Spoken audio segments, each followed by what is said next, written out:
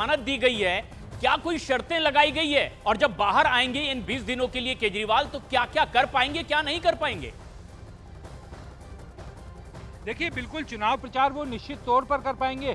और क्योंकि अभी इस मामले में पूरा जजमेंट कोर्ट का अगर आएगा, उसमें कोर्ट जजमेंट की जो शर्तें होंगी वो लिखी होगी। लेकिन प्रशांत, ये समझिए कि चुनाव प्रचार वो बिल्कुल करेंगे। अपनी पार्टी ने रणनीति भी बनाई हुई होगी, क्योंकि जिस तरीके से सुप्रीम कोर्ट का रुख था, कहीं ना कहीं उन्हें उम्मीद जाग गई थी कि इंटरिम बेल मिल सकती है। पिछले 2 दिनों से, चाहे हम पिछले शुक्रवार की हियरिंग की बात करें या फिर सोमवार के हियरिंग की, कोर्ट के रुख को देखकर लग रहा था कि कोर्ट इंक्लाइंड है इंटरिम बेल देने के लिए। और कोर्ट को ऐसा लग रहा था कि इस समय इंटरिम बेल दी जानी चाहिए, क्योंकि कोर्ट ने गिरफ्तारी की टाइमिंग पर जो अरविंद केजरीवाल के वकीलों ने सवाल उठाया था, उस पर कोर्ट ने भी कई बार सवाल पूछा था। क्योंकि अभिषेक मनु सिंघवी का यह कहना था कि दिल्ली में अरविंद केजरीवाल को 21 मार्च को गिरफ्तार किया गया, 16 मार्च को चुनाव की घोषणा चुनाव आयोग ने की, यानी 16 मार्च को चुनावी आचार संहिता लगी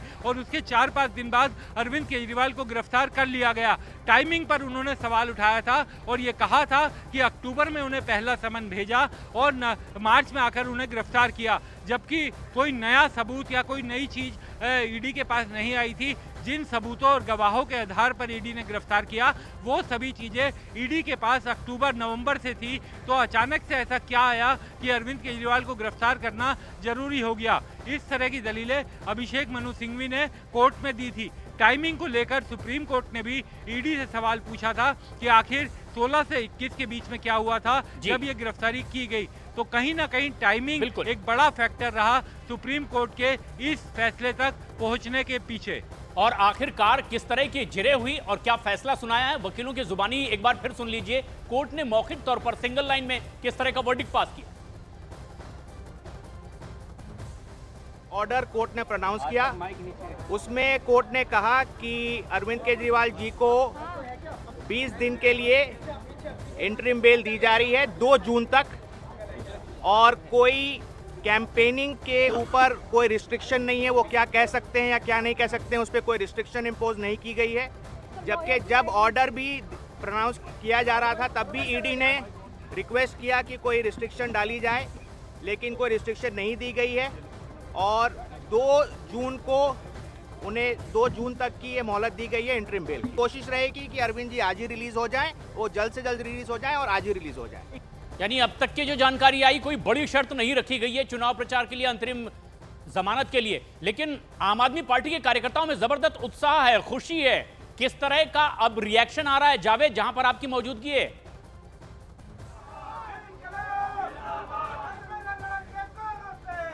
देखिए, आम आदमी पार्टी दफ्तर की अगर हम तस्वीर आपको दिखाएं तो लगातार यहाँ पर जो कार्यकर्ता इकट्ठा है वो जश्न मना रहे हैं। निश्चित तौर पर बहुत बड़ी तस्वीर, बहुत बड़ी खबर, बहुत बड़ा ये हम कहें कि राहत की खबर आम आदमी पार्टी के लिए। एक बार फिर ने तस्वीर जरा दिखाइए कार्यकर्ताओं की, किस तरह से आम आदमी पार्टी का जो कैप है वो पहना हुआ है और नारेबाजी यहाँ पर आम आदमी पार्टी के कार्यकर्ता लगा रहे हैं। ये देखिए किस तरह से नारेबाजी यहाँ पर लगातार आम आदमी पार्टी के कार्यकर्ताओं की चल रही है। वो लम्हा भी हमने देखा जब जैसे ही सुप्रीम कोर्ट ने ये कहा कि उनको अंतरिम जमानत दी जा रही है, तुरंत यहाँ पर कार्यकर्ताओं ने नारेबाजी लगाई और एकदम यहाँ खुशी का माहौल आम आदमी पार्टी कार्यकर्ताओं के बीच हो गया। ये एक बार तस्वीर आप देखिए, वंदे मातरम यहाँ पर नारे लगाए जा रहे हैं और ये तस्वीर हम दिखा रहे हैं आम आदमी पार्टी के दफ्तर के अंदर की। लेकिन अब जो तमाम नेता हैं आम आदमी पार्टी के सीनियर लीडर्स, वो आम आदमी पार्टी कार्यालय पहुंच रहे हैं। हम बता रहे हैं अपने दर्शकों को, यहाँ पर गोपाल राय मौजूद है, संदीप पाठक मौजूद है जो कि संगठन महासचिव हैं, सौरभ भारद्वाज जो दिल्ली सरकार में मंत्री हैं, आतिशी जो कि मंत्री हैं, इसके अलावा जैस्मिन शाह अभी पहुंचे हैं। आम आदमी पार्टी अब अपनी रणनीति तैयार कर रही है कि ये जो पूरा माहौल है और ये जो अब अरविंद केजरीवाल को अंतरिम जमानत मिली है, इसको आगे किस तरह जावेद बने रहे हमारे साथ। कांग्रेस प्रवक्ता पवन खेड़ा इस पर क्या रिएक्ट कर रहे हैं वो भी सुने। समय मिलेगा कि वो साबरमती आश्रम में बैठकर और थोड़ी आत्मचिंतन करें किस तरह की राजनीति वो करते हैं। हम साथ में यह भी उम्मीद करते हैं कि झारखंड के पूर्व मुख्यमंत्री श्री हेमंत सोरेन को भी शीघ्र अतिशीघ्र न्याय मिले। नमस्कार। कांग्रेस की ओर से रिएक्शन आया कि और भी जो इस तरह से जेल में आरोपों में उन्हें भी राहत मिलेगी और झारखंड के पूर्व मुख्यमंत्री को लेकर के भी ये राय आई। लेकिन जावेद, जिस तरह का उत्साह है, क्या आगे की रणनीति और बनाई जा रही है? कार्यकर्ता किस तरह से रिएक्ट कर रहे हैं? देखिए, आम आदमी पार्टी दफ्तर की तस्वीर लगातार हम दिखा रहे हैं। आप कार्यकर्ताओं की बात कर रहे हैं। जैसे ही जमानत की खबर आई उसके बाद से लगातार नारेबाजी यहाँ पर हो रही है। फिर एक बार तस्वीर जरा दिखाइए। यहाँ देखिए, नारेबाजी लगातार चल रही है आम आदमी पार्टी के कार्यकर्ताओं की। यहाँ आम आदमी पार्टी की कैप इन कार्यकर्ताओं ने पहनी हुई है और लगातार नारेबाजी यहाँ पर अरविंद केजरीवाल के समर्थन में हो रही है। बीजेपी के खिलाफ यहाँ पर नारेबाजी हो रही है। देखिए, जो टाइमिंग है जमानत की, वो आम आदमी पार्टी के लिए निश्चित तौर पर संजीवनी का काम करेगी, क्योंकि आम आदमी पार्टी इस वक्त एक संकट से जूझ रही थी। जैसे अरविंद केजरीवाल की जब से गिरफ्तारी हुई थी, कैंपेनिंग की कमान खुद सुनीता केजरीवाल ने संभाल रखी थी। दिल्ली में उनके अब तक 3 रोड शो हो चुके हैं। उनके रोड शो गुजरात में हो चुके हैं। जो आम आदमी पार्टी चुनाव लड़ रही है, जो 2 बड़ी राज्य हैं पंजाब और दिल्ली, जहां आम आदमी पार्टी का स्टेक है, वहां पर अब अरविंद केजरीवाल प्रचार कर सकेंगे, क्योंकि 1 जून तक अंतरिम जमानत सुप्रीम कोर्ट ने दी है।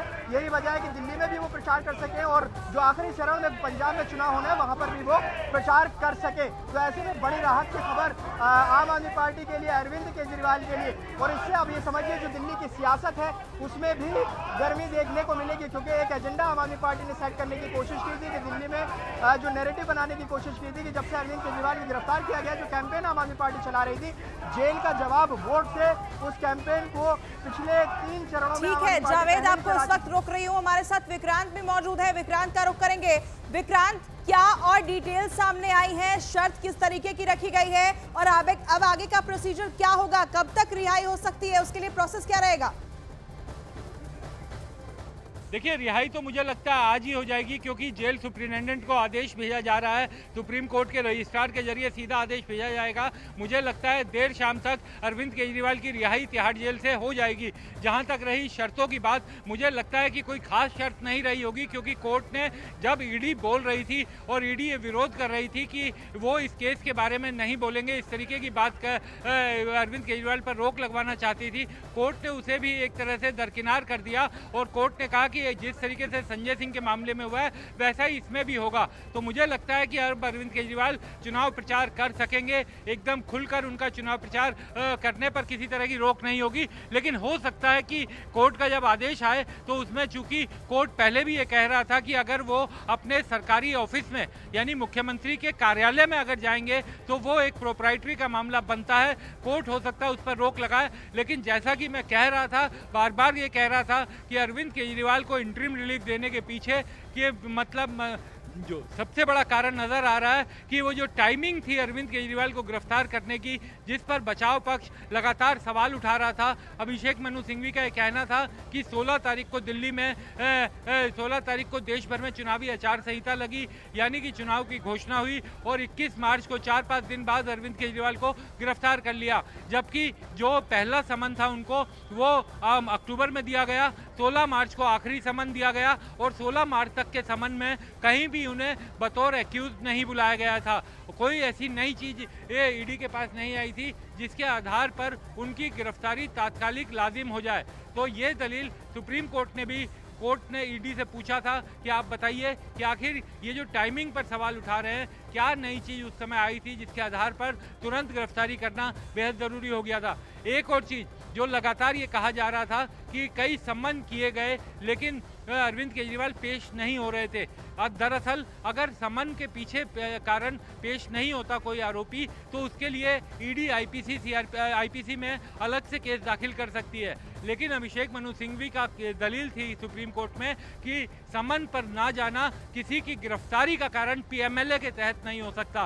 पीएमएलए के तहत आपको सेक्शन 19 की जो गिरफ्तारी की तमाम चीजें हैं वो बतानी पड़ेंगी और सम्मन पर पेश नहीं हुए ये गिरफ्तारी का कारण नहीं हो सकता। उसके लिए ईडी अलग से केस कर सकती है। जैसे अरविंद केजरीवाल के मामले में भी 2 सम्मन जो उन्होंने माने नहीं थे, उस मामले में उनके खिलाफ केस दर्ज किया था। तो सुनवाई लंबी चली, ईडी ने पुरजोर विरोध किया। कल शाम को भी ईडी ने एक एफिडेविट फाइल किया जिसमें ये कहा कि चुनाव प्रचार करना किसी का ना तो नैतिक मौलिक अधिकार है, ना संवैधानिक अधिकार है, ना ही कानूनी अधिकार है। अगर इस तरीके से चुनाव प्रचार के लिए इंटरिम बेल दी जाने लगी तो इसका एक गलत प्रेसिडेंट सेट होगा, गलत संदेश जाएगा। तमाम वो लोग जो राजनेता जेल में बंद हैं वो चुनाव प्रचार के लिए जमानत मांगने लगेंगे। ये तो बड़ी स्ट्रांग दलील थी ईडी की तरफ से।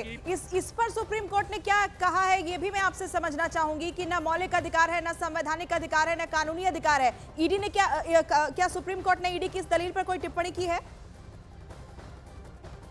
देखिए, ईडी का जो सबसे बड़ी बात की ईडी ने कल अपना ये एफिडेविट फाइल किया था, कोर्ट ने इस पर सुनवाई नहीं की क्योंकि पहले ही कोर्ट इस मामले में कह चुका था कि हम आज शुक्रवार को इस मामले में अपना फैसला सुनाएंगे। ये 2 दिन पहले कोर्ट ने ईडी के लॉयर एसवी राजू को बोला था।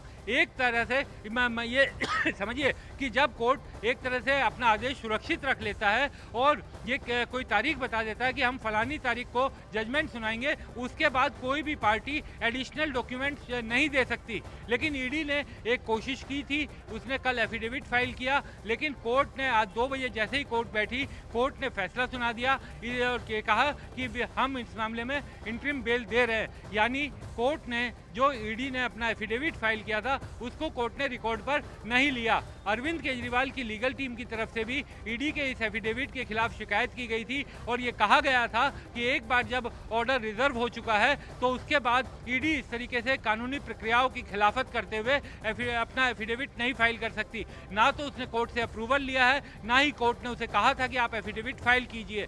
इस बारे में कल शाम को ही अरविंद केजरीवाल की लीगल टीम की तरफ से रजिस्ट्रार के पास शिकायत कर दी गई थी। और आज जिस तरीके से कोर्ट आया, कोर्ट बैठा, जस्टिस संजीव खन्ना और जस्टिस दीपांकर दत्ता, वो जैसे ही कोर्ट में बैठे 2 बजे, उन्होंने आते ही कहा कि इस मामले में अंतरिम बेल दे रहे हैं 1 तारीख तक। ईडी की कोई बात नहीं सुनी तो ये साफ है कि ईडी ने जो एफिडेविट फाइल किया था कल, उसको कोर्ट ने रिकॉर्ड पर नहीं लिया। क्योंकि पहले ही कोर्ट लौटूंगी, कुछ और भी जानकारी आपसे हम लेंगे। जावेद हमारे सहयोगी आम आदमी पार्टी दफ्तर के बाहर मौजूद है और वहां से तस्वीरें दिखा रहे हैं। जावेद, आम आदमी पार्टी इसे एक बड़े जीत के तौर पर देख रही है, वहां किस तरीके की हलचल नजर आ रही है और वहां कार्यकर्ता क्या बता रहे हैं? जी सर देखिए, संदीप पाठक यहाँ से निकल ले और 1 तारीख के बाद उनको दोबारा जेल जाना होगा। अरविंद केजरीवाल जी को 1 जून के बाद दोबारा जेल जाना होगा। सुप्रीम कोर्ट ने स्पष्ट कर दिया, अरविंद केजरीवाल जी को केवल और केवल 15 दिन के लिए चुनाव के लिए बाहर रह सकेंगे। शराब घोटाले में लिप्त अरविंद केजरीवाल जी, भ्रष्टाचार में लिप्त अरविंद केजरीवाल जी, बेईमानी का, करप्शन का पैसा इकट्ठे करने वाले अरविंद केजरीवाल जी को 1 तारीख को दोबारा जेल जाना होगा। आज बड़ा स्पष्ट हो गया। अरविंद केजरीवाल और आम आदमी पार्टी कहती थी वो ईमानदार हैं, उन्होंने कोई करप्शन नहीं की, कोई बेईमानी नहीं की, तो फिर उनको 1 तारीख को जेल क्यों जाना होगा? आज दिल्ली और देश के लोग पूछ रहे हैं, अरविंद केजरीवाल जी, इतनी बड़ी करप्शन, इतने बड़े घोटाले कि कोर्ट भी आपको केवल 15 दिन के लिए छोड़ती है, जैसे हार्डकोर क्रिमिनल को छोड़ा जाता है, और वापस आपको 1 तारीख को जेल आना होगा। अगर आप ईमानदार थे, आपने करप्शन घोटाला नहीं किया, शराब के पैसे नहीं लिए, तो जेल क्यों जाना पड़ रहा है? आज दिल्ली के लोग आपसे सवाल पूछ रहे हैं।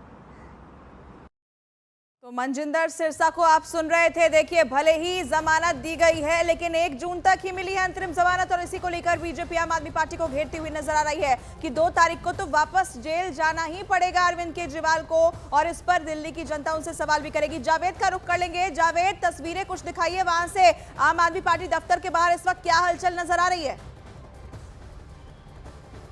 देखिए, आम आदमी पार्टी दफ्तर इस वक्त अब एपिक सेंटर बनने वाला है, क्योंकि जो जश्न आम आदमी पार्टी मनाएगी, जिसकी तैयारी हो रही है, यहाँ पर कार्यकर्ता यहाँ अब जुटना शुरू हो गए हैं। आप तस्वीरों में देखिए, कार्यकर्ता जो हैं लगातार पहुँच रहे हैं। यहाँ हलचल बहुत तेजी से बढ़ रही है। आपको बता दें कि जो आम आदमी पार्टी के कई सीनियर लीडर्स हैं वो अभी आम आदमी पार्टी दफ्तर में है, चाहे सौरभ भारद्वाज हो, आतिशी हो, गोपाल राय हो, जैस्मिन शाह हो, संदीप पाठक अभी थोड़ी देर पहले यहाँ से निकले हैं। ये विजुअल देखिए आम आदमी पार्टी कार्यकर्ताओं के जो यहाँ पर इस वक्त मौजूद हैं, क्योंकि अभी अगर अरविंद केजरीवाल आज जेल से छूटते हैं तो वो तस्वीर भी देखनी होगी जब वो जेल से सामने आएंगे, क्योंकि पिछली बार जब संजय सिंह की रिहाई हुई थी, आम आदमी पार्टी दफ्तर में यहाँ पर जश्न मनाया गया था, बाकायदा संबोधित उन्होंने किया था। लेकिन तस्वीर हम लगातार आपको आम आदमी पार्टी दफ्तर की दिखा रहे हैं, एक बार फिर दिखाएंगे किस तरह से यहाँ पर जो लगातार कार्यकर्ता पहुँचना शुरू है।